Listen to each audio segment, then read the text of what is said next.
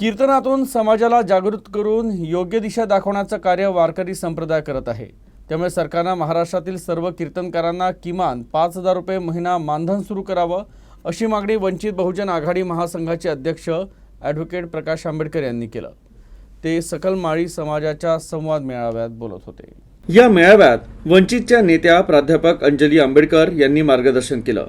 तर यावेळी आचार्य हरिभाऊ वेरुळकर, डॉक्टर वामनराव वानखेडे, रामदास खंडारे, सुभाष सातव, सहदेवराव आसोलकर यांना जीवनगौरव पुरस्कार देऊन सन्मानित करण्यात आलं।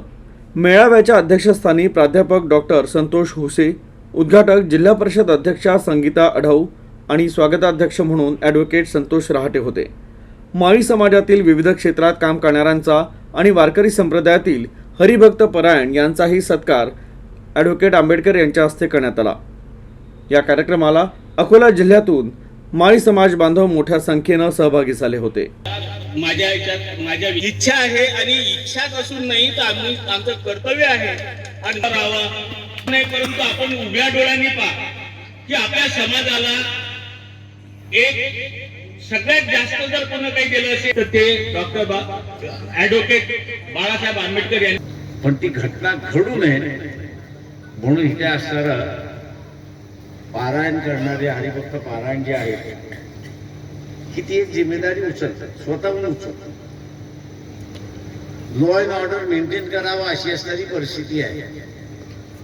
मी अनेक वर्ष शासनाला असं म्हणतोय, आपण यांना मानधन देऊ। वारकरी शासन म्हणतो तुम्ही तर नास्तिक आहात। म्हटलं मी नास्तिक जरी असलो ते राहू द्या म्हटलं होतं, पण म्हटलं इथल्या हरिभक्त पारायण काय करतात हे मला माहिती आहे।